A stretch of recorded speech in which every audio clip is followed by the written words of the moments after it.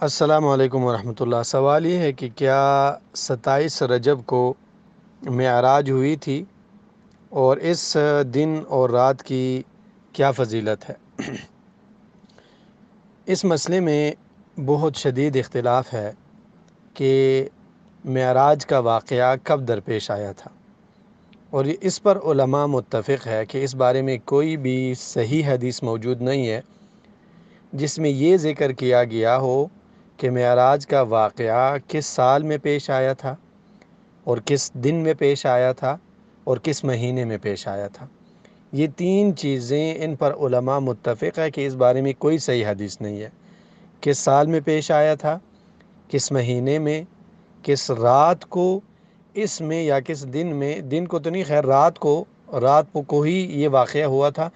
تو اس بارے میں کوئی بھی صحیح نص نہیں ہے۔ لہٰذا اس بارے میں جتنے بھی اقوال ہے وہ مختلف ہے، اور اس بارے میں کوئی صحیح نص نہ ہونے کی وجہ سے اس میں اختلاف ہے۔ تو مورخین نے بہت سارے اقوال ذکر کی ہیں کہ یہ کوئی کہتا ہے کہ ہجرت سے 1 سال پہلے یہ واقعہ ہوا تھا، کوئی کہتے ہیں کہ 5 سال پہلے ہوا تھا، کچھ کہتے ہیں کہ 1 ماہ پہلے ہوا تھا۔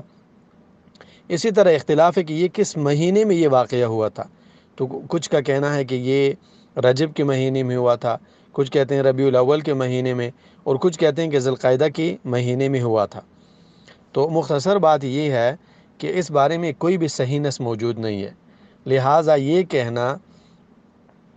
کنفرم طور پر کہ فلان مہینے میں اور فلان رات میں اور فلان سال کو ہوا تھا، یہ صحیح نہیں ہے، کیونکہ جب اس پر نص موجود نہیں ہے تو شکی باتیں وہ بیان نہیں کرنی چاہیے۔ دوسری بات یہ ہے کہ اس رات کی اور یا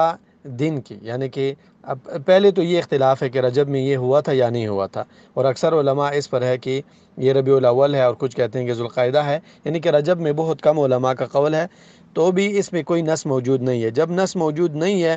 تو یہ کہنا غلط ہوگا کہ اسراء اور معراج کا واقعہ یہ رجب میں 27ویں رات میں پیش آیا تھا۔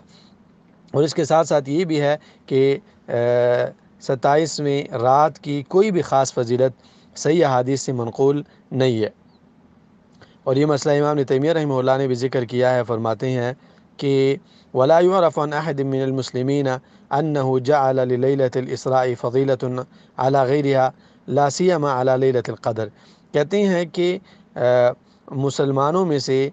کسی سے بھی ہم اس بات کو نہیں جانتے کہ انہوں نے یہ بات ذکر کی ہو کہ رجب کی 27ویں رات کی فضیلت ہے دوسری راتوں پر، بلکہ رجب کی 27ویں رات عام راتوں کی طرح ہے، اور جہاں شریعت میں کسی دن یا رات کی فضیلت آتی ہے تو وہ بیان ہوتی ہے اور معلوم ہوتی ہے، جیسے لیلۃ القدر کی رات ہے، عرفے کے دن کی تخصیص ہے، جمعے کے دن کی تخصیص ہے اور فضیلت ہے، اسی طرح جمعے کی رات کی کچھ فضیلتیں ہیں، تو یہ صحیح احادیث سے منقول ہے۔ اگر رجب کے 27ویں رات کی کوئی فضیلت صحیح احادیث میں ثابت ہوتی تو ضرور منقول ہوتی، جب منقول نہیں ہے اور صحیح احادیث میں ذکر نہیں ہے، لہٰذا یہ کہنا غلط ہے کہ 27ویں رات کو آپ نے فلان عمل کرنا ہے اور فلان عمل کا اتنا ثواب ہے، اپنی نماز پڑھنی ہے، تلاوت، ذکر، اذکار، تو اس رات کو دوسرے راتوں پر فضیلت دینا